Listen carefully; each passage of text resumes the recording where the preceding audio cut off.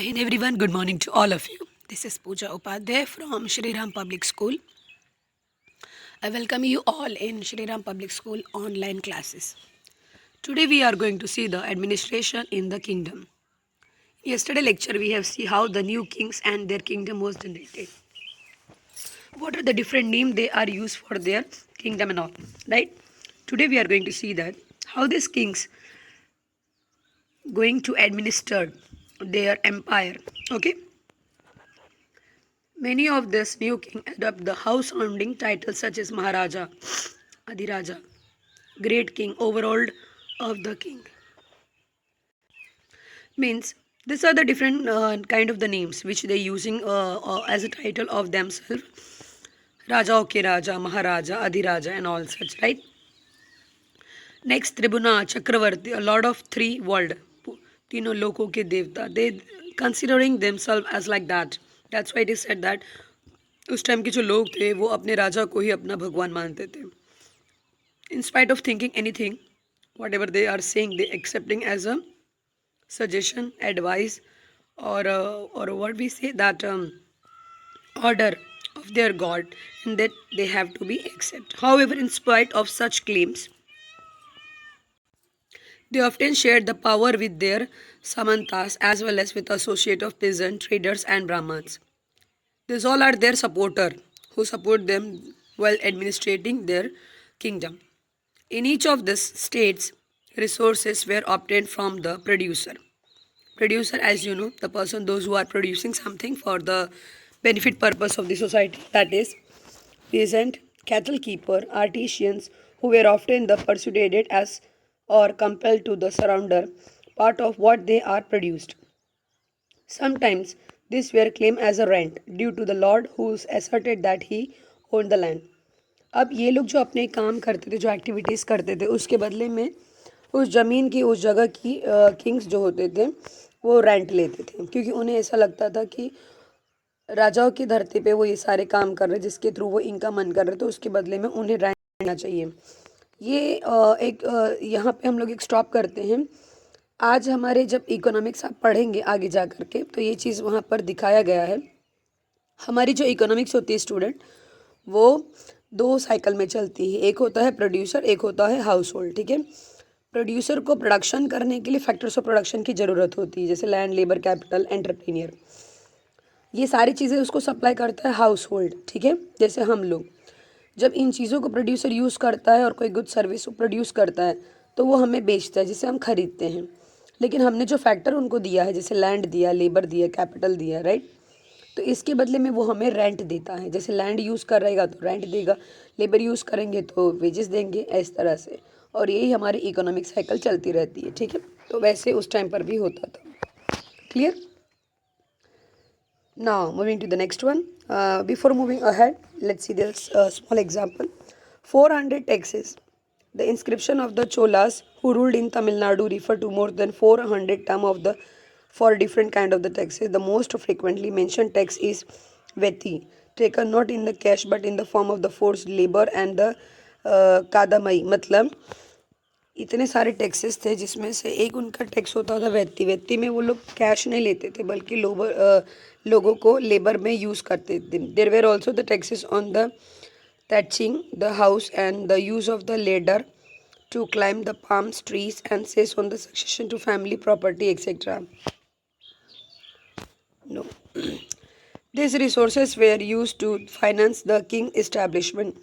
ये जो अलग अलग टैक्स वगैरह ये राजा लेते थे, इसके थ्रू वो अपने एडमिनिस्ट्रेशन का खर्चा निकालते थे और अपने लिए रेवेन्यू. जैसे आज हमारी सरकार जो टैक्स लेती है वो उनका बजट होता है ना, उनका इनकम होता है, वैसे उस टाइम पर भी होता था.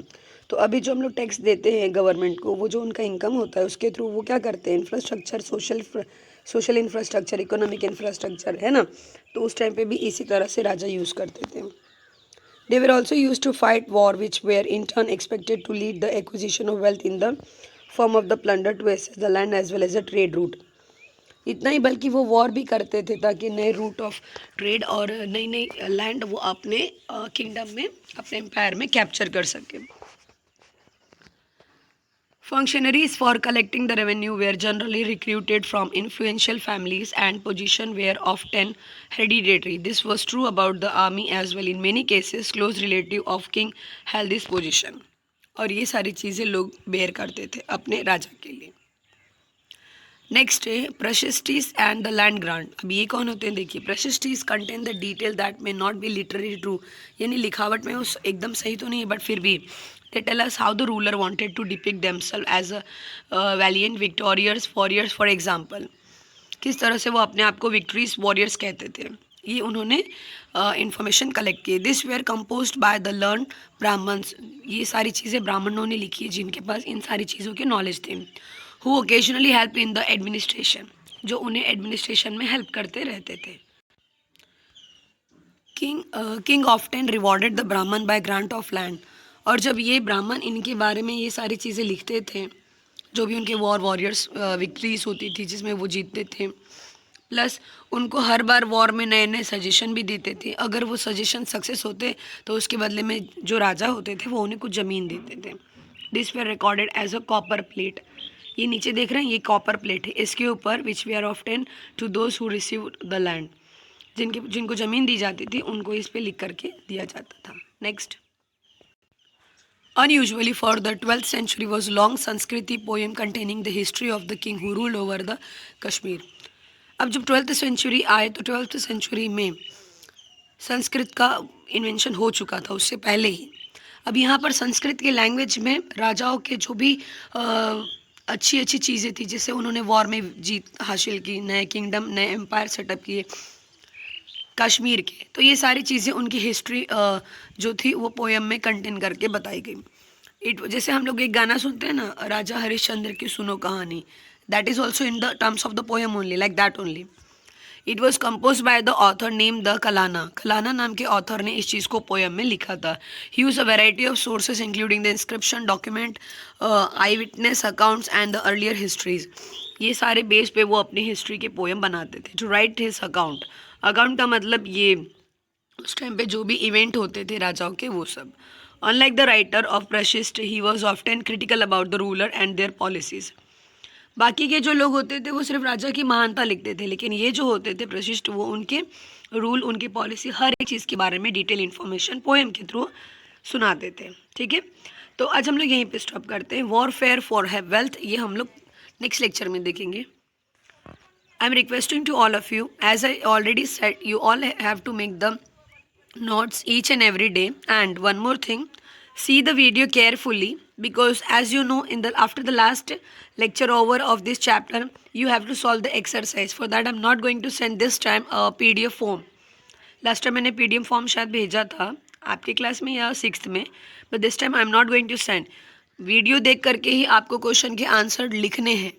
सो वीडियो को ध्यान से देखिएगा ताकि 2 बार 3 बार ना देखना पड़े, एक ही बार में आपको सब कुछ समझ में आ जाए और आप अपने मन से क्वेश्चन आंसर लिख सकें.